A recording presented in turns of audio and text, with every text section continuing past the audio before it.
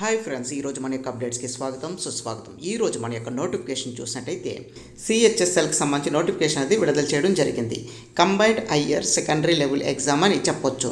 అయితే online application starting date చూసినట్టయితే 23 తారీఖు జూన్ 2025 నుండి 18 తారీఖు జూలై 2025 వరకు ఆన్లైన్ అప్లికేషన్ అనేది చేసుకోవచ్చు. ఇంకా దీనికి సంబంధించి పేపర్ 1 ఎగ్జామ్ అనేది 8వ తారీఖు 9వ నెల 2025 నుండి 18వ తారీఖు 9వ నెల 2025 వరకు ఎగ్జామ్ అనేది కండక్ట్ చేస్తారు. ఇంకా పేపర్ 2 వచ్చేసి ఫిబ్రవరి మార్చ్ 2026న కండక్ట్ చేయడం జరుగుతుంది. ఇంకా అదేవిధంగా వాళ్ళ యొక్క టోల్ ఫ్రీ నెంబర్ కూడా ఇవ్వడం జరిగింది. మీకు ఏమైనా డౌట్స్ కానీ సందేహాలు ఉన్నట్టయితే వారి యొక్క టోల్ ఫ్రీ నెంబర్ కూడా కాల్ చేయొచ్చు. దానికి సంబంధించిన నెంబర్ కింద చూడండి 180030930663. ఈ నెంబర్ కాంటాక్ట్ అనేది మీకు ఏమైనా డౌట్స్ ఉన్నా సరే వాళ్ళు క్లారిఫై అనేది చేసుకోవచ్చు. ఇంకా ఇందులోని పే స్కేల్ చూసినట్టయితే శాలరీ విషయానికి వచ్చినట్టయితే lower division clerk and senior secretary and అసిస్టెంట్కి సంబంధించి శాలరీ అనేది ఇవ్వడం జరిగింది. స్టార్టింగ్ శాలరీ 19,900, అంటే జాబ్ వచ్చిన ఎడల స్టార్టింగ్ 19,900 నుండి సుమారుగా 63,200 వరకు శాలరీ అనేది లెవెల్ అంటే ఇయర్లీ ఇంక్రీజ్ అనేది అవుతుందని చెప్పడం జరిగింది. పైన చూడండి ఒకసారి, ఇక్కడ పైన చూసినట్లయితే staff selection commission will hold the competitive exam for the recruitment to the group C post అని చెప్పొచ్చు. అయితే వీటిలోని lower division clerk, junior secretary assistant, data entry operator for various ministries, departments and offices of government of India, various constitutional bodies అని చెప్పడం జరిగింది. అంటే central government పరిధిలో ఈ యొక్క పోస్ట్ అనేది ఇవ్వడం జరుగుతుంది.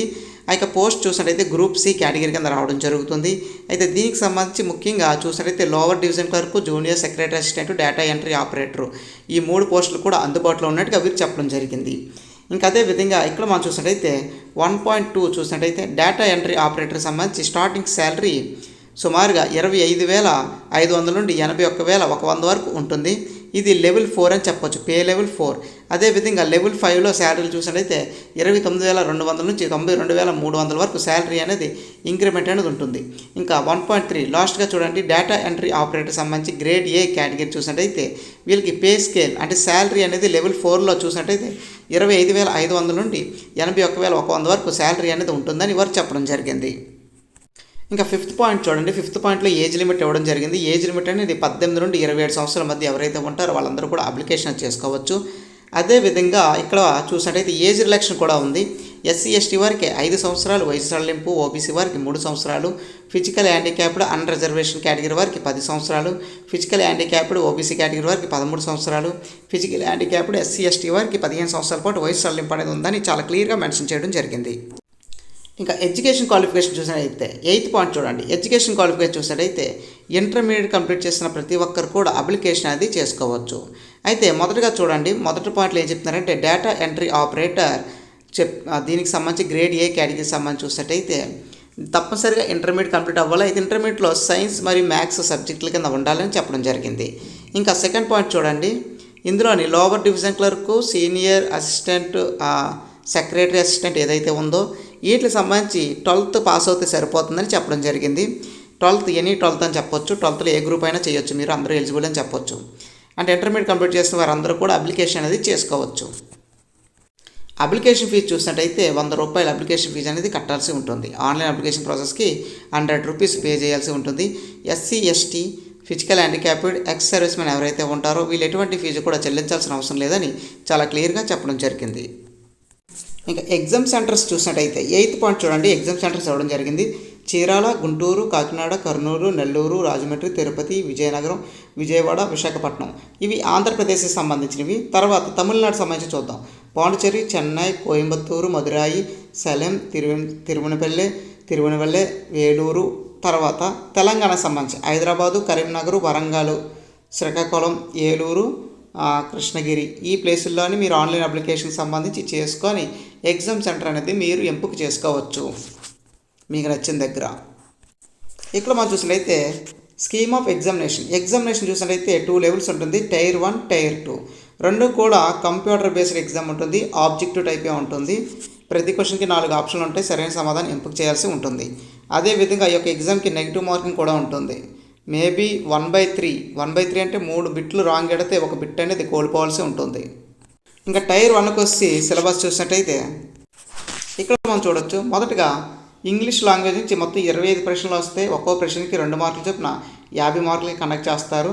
ఇంకా జనరల్ ఇంటెలిజెన్స్ నుంచి 25 ప్రశ్నలు వస్తాయి. ఒక క్వశ్చన్కి 2 మార్కులు చొప్పున మొత్తం 50 మార్కులకి. తర్వాత క్వాంటమ్ యాప్టిట్యూడ్ నుంచి 25 ప్రశ్నలు అడగడం జరుగుతుంది. ప్రతి ప్రశ్నకి 2 మార్కులు చొప్పున 50 మార్కులు. జనరల్ అవేర్నెస్ నుంచి 25 ప్రశ్నలు వస్తాయి. ఒక్కో ప్రశ్నకి 2 మార్కులు చొప్పున 50 మార్కులకి మొత్తం 200 మార్కులకి ఎగ్జామ్ అనేది కండక్ట్ చేస్తారు. దీనికి సమయం కేవలం 1 అవర్లో ఎగ్జామ్ అనేది అటెంప్ట్ చేయాల్సి ఉంటుంది. 1 అవర్లో ఈ యొక్క 100 బిట్స్ అనేది అటెంప్ట్ చేయాల్సి ఉంటుంది. ఇప్పుడు పేపర్ 2కి సంబంధించి చూసినట్టయితే టైర్ 2 సంబంధించి సెక్షన్ 1, సెక్షన్ 2, సెక్షన్ 3 ఇలా 3 సెక్షన్ల కింద పేపర్ అనేది ఇవ్వడం జరుగుతుంది. అయితే వాటికి సంబంధించి తెలుసుకుందాం. సెక్షన్ 1లో mathematic ability and reasoning and general intelligence నుంచి మొత్తం 35 క్వశ్చన్లు అడగడం జరుగుతుంది. ఒక్కో దాని నుంచి మొత్తం 60 క్వశ్చన్లు. ఒక్కో క్వశ్చన్కి 3 మార్కులు చొప్పున 180 మార్కులకి కండక్ట్ చేస్తారు. సెక్షన్ 2 వచ్చేసి ఇంగ్లీష్ లాంగ్వేజ్ మరియు కాంప్రిహెన్స్ జనరల్ అవేర్నెస్. ఇంగ్లీష్ లాంగ్వేజ్ నుంచి 40 క్వశ్చన్లు, జనరల్ అవేర్నెస్ నుంచి 20 క్వశ్చన్లు, మొత్తం 60 క్వశ్చన్లు. ఒక్కో క్వశ్చన్కి 3 మార్కులు చొప్పున 180 మార్కులకి కండక్ట్ చేస్తారు. ఇది ఈ 2 పేపర్లు కలిపి సెక్షన్ 1, సెక్షన్ 2 కలిపి 1 అవర్ టైం అనేది ఇవ్వడం జరుగుతుంది. ఫిజికల్ హ్యాండిక్యాప్డ్ పర్సన్స్ ఎవరైతే ఉంటారో వాళ్ళకి 1 అవర్ 20 మినిట్స్ టైం అనేది ఇవ్వడం జరుగుతుంది. ఇంకా సెక్షన్ 3లో చూసినట్టయితే సెక్షన్ 3లో మొత్తం కంప్యూటర్ నాలెడ్జ్ సంబంధించి టెస్ట్ ఉంటుంది. మొత్తం 15 క్వశ్చన్లు అడుగుతారు. ఈచ్ క్వశ్చన్కి 3 మార్కులు చొప్పున 45 మార్కులకి పెట్టడం జరుగుతుంది. దీనికి ఇచ్చే టైం కేవలం 15 నిమిషాల్లోని 15 బిట్లు అటెండ్ చేయాల్సి ఉంటుంది. ఇంకా సెక్షన్ 2లో చూడండి. సెక్షన్ 2లోని section 4 skill test, typing test ఉంటుంది. టైపింగ్ టెస్ట్ అనేది మీ అందరికీ తెలుసు.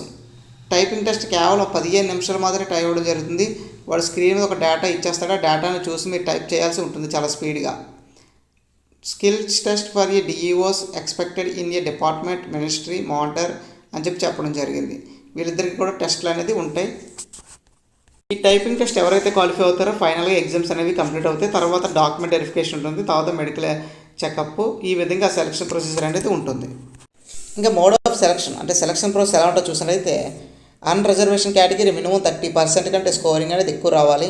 ఓబీసీ ఎకనామికల్ వీకర్ సెక్షన్కి 25% కంటే ఎక్కువ మార్క్స్ రావాలి. All other categories SC, ST ఎవరైతే ఉంటారో వాళ్ళకి 20% మార్కులు వస్తే సరిపోతుందని వారు చెప్పడం జరిగింది. జస్ట్ క్వాలిఫికేషన్ మార్కులని చెప్పొచ్చు. ఇక పోస్టుల వివరాలకు వచ్చినట్టయితే పోస్టులు సుమారుగా 3000కి పైగా పోస్టులు అనేది ఈ ఏడాది తీయడం జరిగింది. ప్రతి సంవత్సరానికి ఒకసారి ఈ యొక్క నోటిఫికేషన్ వస్తుంది సిహెచ్ఎస్ఎల్ అనేది. ప్రతి ఒక్కరు కూడా అప్లై చేయండి. మళ్ళీ నెక్స్ట్ జూన్కే మళ్ళీ నోటిఫికేషన్ వస్తుంది. డెఫినెట్గా ఈ అవకాశాన్ని వినియోగించుకోండి. ఈసారి పోస్టులు సుమారుగా 3000 పోస్టులు అనేది తీయడం జరిగింది. అదేవిధంగా మన యొక్క ఛానల్లో ప్రతిరోజు కూడా ఫ్రీగా కరెంట్ అఫైర్స్ అనేది ఆన్లైన్లో క్లాసెస్ అనేది చెప్పడం జరుగుతుంది. వాటిని అప్లోడ్ చేయడం కూడా జరుగుతుంది. మీరు రన్నింగ్ నోట్స్ మెయింటైన్ చేస్తూ మన యొక్క క్లాసులు వింటే మంచి స్కోరింగ్ అనేది సాధించవచ్చు. అదేవిధంగా మీ యొక్క స్నేహితులు కూడా షేర్ చేయండి. Thank you for watching this video. Please subscribe to tech today channel.